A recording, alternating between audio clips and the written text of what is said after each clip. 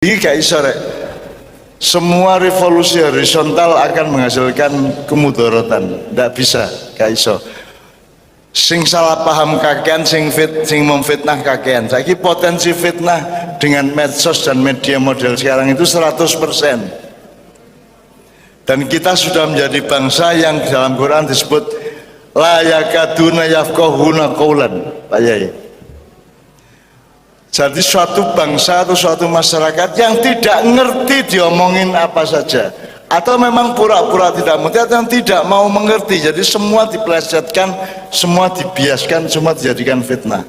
Jadi kayak apa-apa saiki kejaba Allah nggak goro-goro, nek Allah nggak goro-goro kayak apa-apa, ya.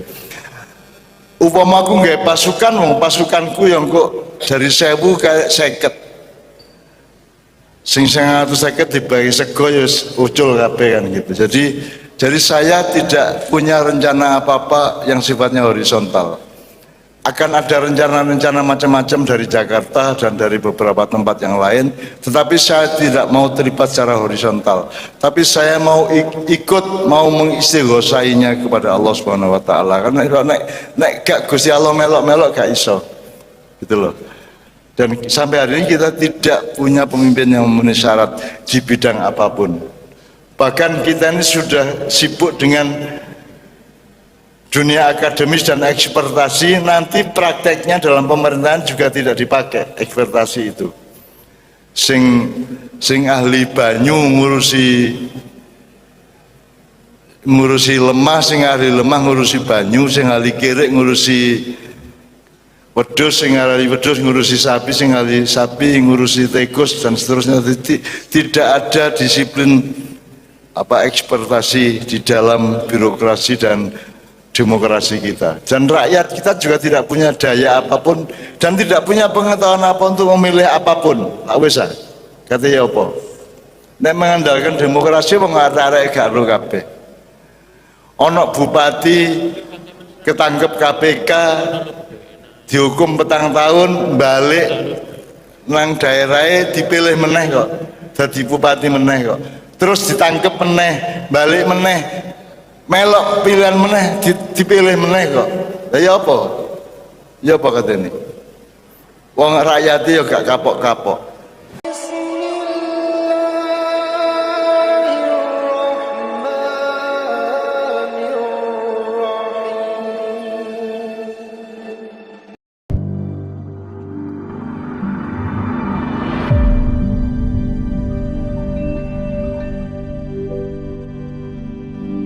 Jadi kalau mendengarkan beberapa ungkapan tadi ya, puncaknya adalah ketika menyimpulkan bahwa KPK kan ngomong, bahasanya kan amek wacana itu. Jadi karena apa? Karena kalau kita diskusi di Indonesia itu subjeknya tidak jelas. Saya ngomong kita itu sopo, gitu. Kita itu gak jelas. Kita tuh sangat abstrak, sangat longgar, sangat gamoh gitu loh, tidak jelas. Jadi yang kita butuhkan sekarang itu, nah, kita lagi ya, revolusi maritim. Jadi revolusi di Indonesia tidak bisa dari bawah, harus dari atas. Makanya usul saya dulu, presiden siapapun dia harus revolusioner.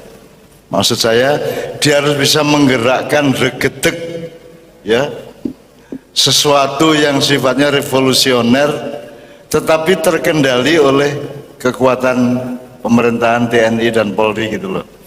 Tapi revolusioner, jadi misalnya sekarang revolusi maritim itu artinya efektivisasi segala urusan kemaritiman, karena kesadaran kita mengenai hakikat tanah air dan Nusantara kita itu adalah keunggulan maritim kan gitu. Nah itu kita revolusikan dari segala segi,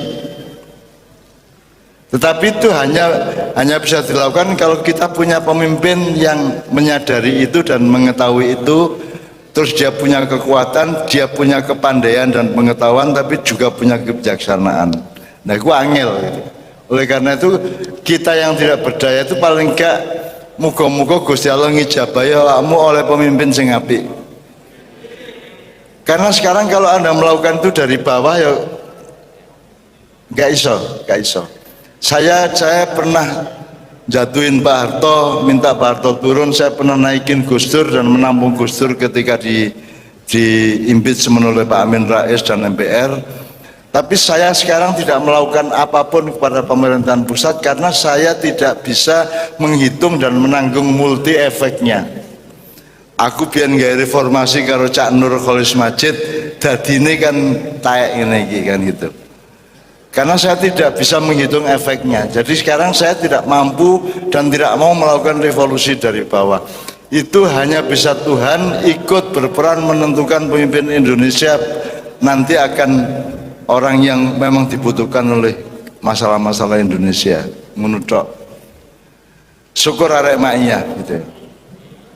Jadi syaratnya harus mengetahui masalah secara persis, pinter berarti ya. Nomor loro harus kuat, dia punya dukungan komprehensif. Nomor tiga, dia sendiri harus punya kebijaksanaan karena saya kan kuat itu eksploitatif, begitu pinter ngapusi, tidak punya kebijaksanaan apapun. Padahal kan itu kan prinsip di dalam sila kita kan musyawarah dengan apa?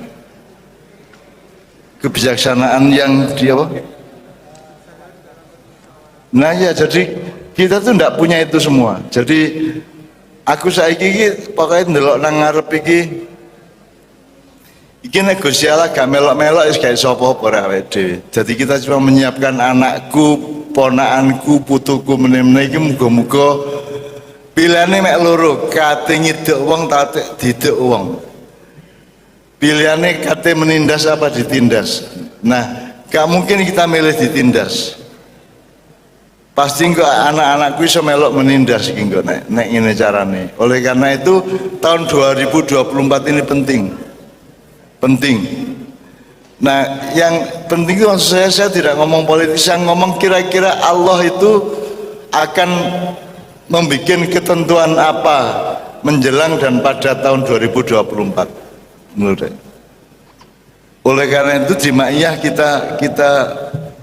kita melakukan kekhusukan tertentu agar supaya Allah menolong kita semua, karena tanpa itu tidak bisa.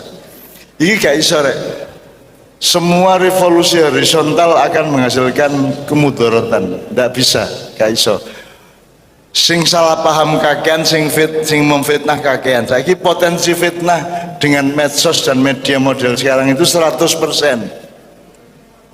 Dan kita sudah menjadi bangsa yang dalam Quran disebut la yakaduna yafqahuna qaulan, Pak Yai.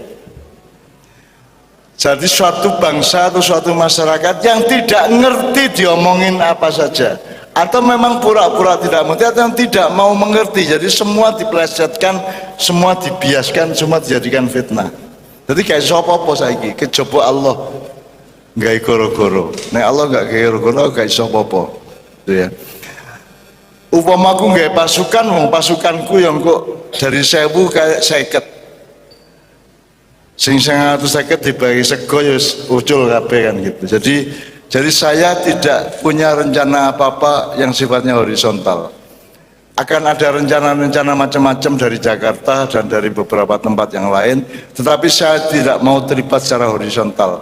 Tapi saya mau ikut, mau mengistighosainya kepada Allah Subhanahu wa taala. Karena nek gak Gusti Allah melok-melok gak iso. Gitu loh. Dan yang Anda harapkan tadi, cita-cita ke depan tadi itu hanya bisa dilakukan kalau kita mendapat pemimpin yang memenuhi syarat. Dan sampai hari ini kita tidak punya pemimpin yang memenuhi syarat di bidang apapun. Bahkan kita ini sudah sibuk dengan dunia akademis dan ekspektasi, nanti prakteknya dalam pemerintahan juga tidak dipakai ekspektasi itu. Sing ahli banyu ngurusi lemah, sing ahli lemah ngurusi banyu, sing ahli kirik ngurusi wedhus, sing ahli wedhus ngurusi sapi, sing ahli sapi ngurusi tikus dan seterusnya. Tidak ada disiplin ekspektasi di dalam birokrasi dan demokrasi kita. Dan rakyat kita juga tidak punya daya apapun dan tidak punya pengetahuan apa untuk memilih apapun. Wis katanya apa? Nek mengandalkan demokrasi wong arek-arek gak ro kabeh. Ana bupati ketangkep KPK, dihukum 4 tahun, balik nang daerahnya dipilih meneh kok, jadi bupati meneh kok, terus ditangkep meneh, balik meneh, melok pilihan meneh, dipilih meneh kok. Ya apa? Ya apa katanya? Wong rakyat ya gak kapok-kapok. Senengane gandangan naik, gandangan kapal keruk taline kenceng. Wah. Suka ngantuk taline kenceng. Alah, apa Anggi iku awakmu iku di dunia perkapalan itu menggambarkan kapal keruke. Ono kapal pesiar, ono ini kapal keruk. Kapal keruk taline kenceng, suka ngantuk taline kenceng ngono ya. Enak Surabaya iku rek. Surabaya itu pegas budayanya, Pak. Pegas itu artinya mentul-mentul itu gampang, gak gampang pecah, gak gampang legrek gitu. Justru karena itu mereka yang paling potensial untuk revolusi, karena tidak akan mengakibatkan bumerang-bumerang yang terlalu membahayakan gitu ya. Kalau Jogja mungkin terlalu halus dan terlalu kaku gitu ya. Kalau Surabaya kan pegas apa ya, mentul-mentul lah. Iya, ya kayak Anggi lah. Dibanting itu yang mumbul ya malahan ngepir gitu. Oke, sekalian sekarang saya tidak bermaksud mengakhiri acara, tapi kita puncai, kita nanti endingnya kita akan nyanyi bersama aja untuk kejayaan Nusantara masa depan, karena tema kita adalah membangun keunggulan maritim.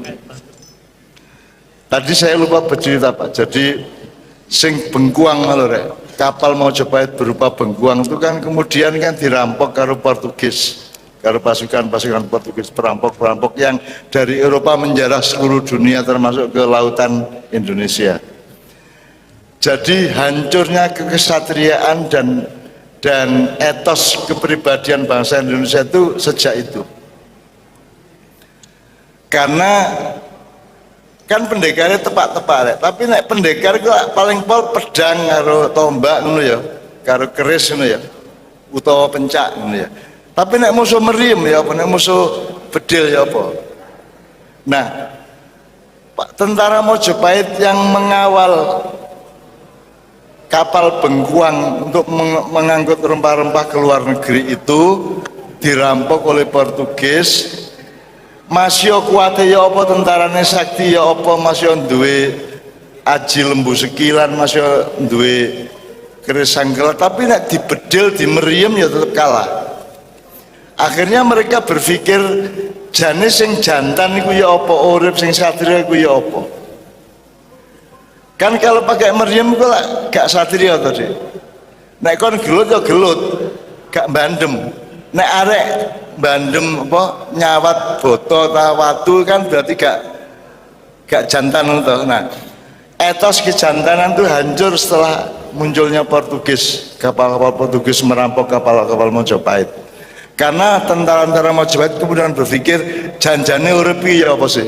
Aku wis saktine kayak gini tapi dibedil teko doan ya mate kan gitu. Akhirnya mereka menomorduakan kesatria, menomorduakan etos kekesatriaan kan gitu. Akhirnya lama-lama urusannya bukan kekuatan pribadi lagi, urusannya adalah kekuatan militer kan gitu. Nah, sejak itu kemudian kita berguguran, kita kehilangan berbagai macam etos dan prinsip-prinsip kebudayaan kita gitu. Nah, sekarang kita harus bangun kembali. Kita harus bangun kembali. Jadi kalian harus kritis terhadap globalisasi, terhadap renaissance dulu, terhadap nilai-nilai konspirasi internasional segala macam. Kenapa ibu kota mau dipindah segala macam? Saiki lah TNI wis gampangannya wis ndak berdaya. Islam ya wis gak berdaya di Indonesia, mergo dipateni dhewe karo wong Islam gitu. Sekarang tinggal kekuatan yang mengkhawatirkan itu kekuatan Jawa. Nah, untuk menghancurkan kekuatan Jawa secara bertahap itu caranya adalah nomor satu, ibu kota dipindah ke Kalimantan. Maka kekuatan Jawa akan dengan sendirinya kehilangan intensitas dan dialektika budaya politik di antara mereka, kan gitu. Nah itu barusan saya ngobrol sama Pak Rektor, jadi memang oke, tapi gak usah ngurus itu. Yang penting awakmu sebagai wong perkapalan itu duwe etos masa depan, wani bercita-cita, dan nek awakmu dadi wong sing anjane kudune dadi sebagaimana qadarnya Allah. Ojo kuatan kok Allah sing ngewangi.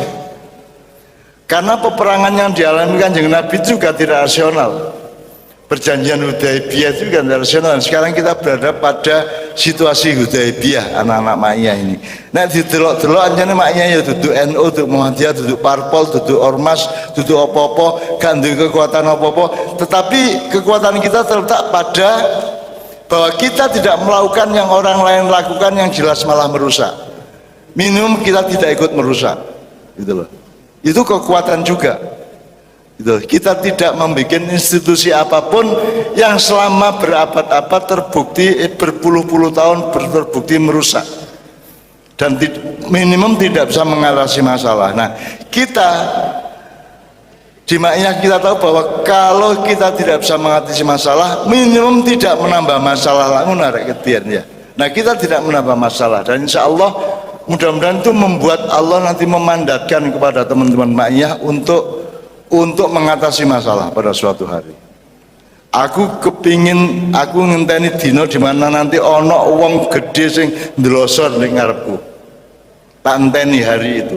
Ndelosor ning ngarepku njaluk sepuro karo njaluk bimbingan. Aku gak ngomong sapa iku jenenge ya, tapi pokoknya kira-kira iku tak enteni gitu ya. Aku gak ngarani iku akan terjadi, tapi nek ndelok rumuse qada dan qadar ngono iku. Wong Indonesia iku nek wis kebatak ilate kait melet-melet kan gitu. Untuk tobat itu harus hancur dulu kan gitu orang Indonesia itu. Kita anak Ma'iyah, Anda ndak perlu husnul khotimah, ndak perlu tobat melalui kehancuran. Tobat mulai saiki, apik terus husnul hayat, ndak usah husnul khotimah. Nah, husnul khotimah berarti sebelumnya Anda su'ul hayat gitu kan. Ngerti ya maksudnya ya? Oke. Tidak ada yang bisa dibandingkan dengan rahmat Allah yang melimpah ruah kepada bangsa Nusantara Indonesia ini. Nothing compare. Tidak ada yang sekarang bandingan nih lah.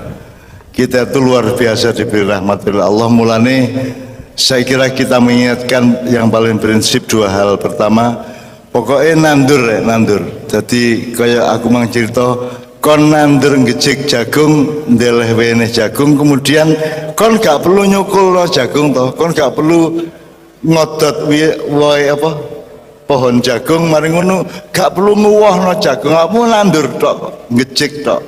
Jadi untuk masa depan Indonesia dari perkapalan dari PPNS ini, mohon Anda mencari apa yang bisa Anda tanam. Pertama di dalam diri Anda, kedua di dalam lingkungan yang terkait dengan tugas kemaritiman Anda.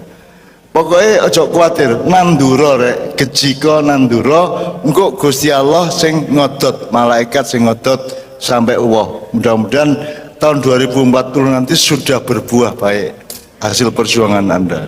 Dan mudah-mudahan di antara sekarang sampai tahun itu nanti ada dinamika kepemimpinan yang Allah mengabulkan apa yang kita perlukan. Ngono ya rek ya. Anjene saya kayak sopo pawai di lumpuh kayak sopo pawai pokoknya tidak berdaya. Dan tidak apa-apa manusia tidak berdaya, kan hakikatnya memang tidak berdaya. Yang berdaya hanya Allah Subhanahu wa taala. La haula wala quwata illa billah. Itu satu mulut. Tetapi justru karena kita tidak berdaya itu, maka kita tidak boleh berhenti untuk berjuang. Karena semua yang dialami Rasulullah itu sebenarnya juga ketidakberdayaan. Misalnya perang Badar itu juga sangat tidak berdaya, jumlah pasukannya, maintenance perangnya, peralatannya. Tapi Rasulullah berani memberi prinsip innamatun soruna wa turhamuna wa turzakuna bidu'afaikum. Rasulullah nekat menjanjikan kemenangan kepada pasukan Islam yang jumlahnya kalah jauh mek 123 melawan 1200 kira-kira. Tapi Rasulullah menjanjikan kemenangan dan itu dia setengah memfitah kompli Allah, tapi kemudian kemudian Rasulullah matur kepada Allah, ilam yakun bika alaya ghadabun fala ubali. Kan pasukan Islam dikasih tahu, pokoknya engkau insya Allah kon ditolong Gusti Allah, kon kok menang rek, kon kok menang ya. Asal niatmu digawe nolong sing lemah. Bidu afaikum. Jadi tak jaluk arek-arek PPNS menemukan bahwa kita itu hidup di dalam berbagai macam kelemahan dan kita ingin menolong kelemahan itu, manusia dalam kelemahan itu agar supaya bisa tumbuh dan bangkit ya. Kalau niatmu itu bidu afaikum seperti itu, insya Allah Allah yang akan membuat menang perang Badar itu. Dan Anda harus punya kenekatan seperti Rasulullah yang mengatakan illam yakun bika alayya ghadabun fala ubali. Jadi Rasulullah merasa bersalah kepada Allah bahwa dia menjanjikan kemenangan, tapi Rasulullah mengatakan pokoknya Gusti Allah kula niki angger sampean mboten muring-muring ten kula nganut kalah ta menang monggo. Hancur napa jaya matek ta urip kula nganut, sing penting sampean pun muring-muring kalih kula. Nah, jadi itu merupakan setup atau mindset dari jiwa kita juga. Kita itu enggak apa-apa, Mas. Terpuruk enggak apa-apa, menderita enggak apa-apa. Saya sangat menderita, saya sangat ditindas, saya sangat dibully, saya sangat dielek-elek di medsos, di YouTube dan seterusnya. Enggak masalah saya. Itu enggak masalah. Asal Allah enggak marah kepada saya. Kalau Anda punya jiwa seperti itu, maka buktinya kepada Rasulullah dulu Allah lantas menolong. Sing kudune gak iso menang dadi iso menang. Dan saya yakin kita sekarang berada di dalam situasi perang Badar yang panjang seperti itu, dan tak jaluk arek-arek betul menjadi pasukan Islam yang jalan kaki dari Madinah ke Lembah Badar sekitar 123 kilometer ya. Dan ojo sambat rek, ojo sambat, pokoknya benbengi terus awakmu istiqomah jaluk petunjuk Allah, dan pagi-pagi langsung sholat subuh, langsung ngaji, langsung sinau, langsung kerja keras sampai kesel. Turumu mergo awakmu turu sejati, tidur sejati, bukan turu karena ingin tidur, tapi tidurmu tidur sejati sesuai dengan hakikat badan dan jiwamu. Amin ya rabbal alamin. Nomor 2, saya tadi bilang sama Pak Rektor, saya kira PPNS perlu forum-forum setengah ekstrakurikuler semacam ini, bisa mendatangkan berbagai macam pakar atau ekspert dari bidang kemaritiman, laut, sungai, Mojopahit dan seterusnya. Saya kira saya juga bisa menyumbangkan sejumlah orang untuk bicara Mojopahit dan seterusnya, supaya Anda tidak hanya terbatas pada kurikulum formal, tapi Anda memiliki cakrawala, memiliki memiliki horizon yang seluas-luasnya, karena masa depan kita juga masa depan yang sangat panjang dan sangat luas, dan Anda harus siap dengan jiwa besar, dengan akal yang sehat, dengan kecerdasan yang prima, serta dengan kerendahan hati kepada Allah terus menerus. Amin ya rabbal alamin. Sekarang mikrofonnya dibagi Imam. Kita sekarang bergembira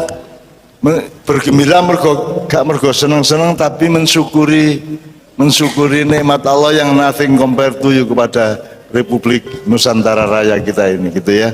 Jadi ini ada satu medley untuk merayakan Nusantara awalnya apa? Bali ya? Ya oke.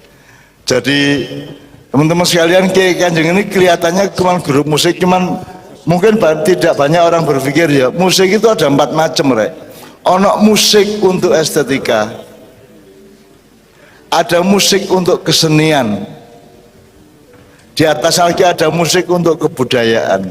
Jadi perhitungan aransemennya itu berdasarkan dialektika kebudayaan masyarakat. Terus yang keempat ada musik peradaban. Jadi Kiai Kanjeng ini sebenarnya memberi tuntunan atau memberi panduan atau memberi rekomendasi ini loh, gawe Indonesia itu. Itu pidatonya Perdana Menteri Inggris waktu itu persis seperti itu. Jadi dia mengatakan dunia ini seharusnya di set up, di manage sebagaimana Kiai Kanjeng memanage musiknya.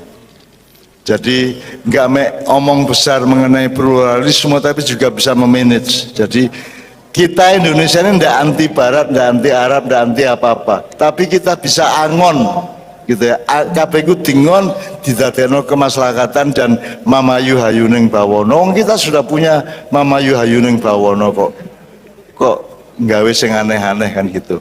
Kita sudah punya tuntunan dari masa silam luar biasa, termasuk dari Mojopahit, dari Mataram, dari era Wali Songo dan seterusnya. Saya kira banyak sekali yang bisa diforumkan, Pak. Mungkin 3 bulan sekali paling tidak gitu ya. Nanti kita bisa kontak habis ini. Saya tak sumbang wong lah. Sebenarnya saya kesini ingin membawa ada seorang ahli Jawa, ya. Tapi kesehatan beliau kurang memungkinkan untuk saya ajak mendadak ke Surabaya. Tapi suatu hari kalau direncanakan agak panjang, mungkin berikutnya kita bisa mengguru sama beliau. Jadi beliau ini orang yang di dunia ini hanya ada 3 orang yang menguasai bahasa Kawi dan bahasa Sangsekerta aktif maupun pasif. 1 di India, 1 di Eropa, 1 di Indonesia. Nah, di Indonesia dia barusan mendapatkan gelar doktor, tapi di India. Di UGM dia tidak bisa dapat gelar doktor karena tidak ada pengujinya, tidak ada pembimbingnya, karena semua kalah dari dia. Maka dia mendapat gelar doktor itu di India. Nah, mungkin bulan depan atau 2 bulan lagi tidak masalah, nanti kita atur bersama. Beliau bisa dengan kesehatan yang tidak seperti sana. Aku lah cik iso playon, cik iso mencolot gitu ya, cik iso gelut gitu ya. Nek Mas Manu itu yang saya sebutin tadi itu orangnya agak kurang sehat, agak kurang lemah, jadi agak lebih pelan ngomongnya. Tapi kita harus mengguru dan harus menggali sebanyak-banyaknya dari dia, karena dia bisa menjelaskan sangat banyak hal, termasuk ekosofi tadi itu lahir dari Mas Manu ini, dari Pak Manu Jayatmaja ini. Jadi selama ini saya juga tidak berpikir mengenai perspektif ekosofi. Kita ngertikan ekosistem sama ekologi. Ekosofi itu luar biasa. Jadi itu penemuan dalam diskusi kemarin di Sanggar Maiyah di Jogja itu ya. Nah, kalau 2 bulan lagi misalnya bisa didatangkan di sini, saya akan ikut mengawal dan seterusnya. Saya kira asal tempatnya mungkin lebih kecil gitu ya. Lebih kecil tapi lebih suara tidak berdengung-dengung ya. Ya, itu saya kira kita bisa mengguru banyak. Wis takono bab Jawa apa ae. Takono bab Nyai Roro Kidul, takono bab Diponegoro, takono bab apa ae, karena beliau punya wacana orisinal yang tidak ada di keraton Jawa manapun, tidak ada di keraton Jogja, Solo, tidak ada.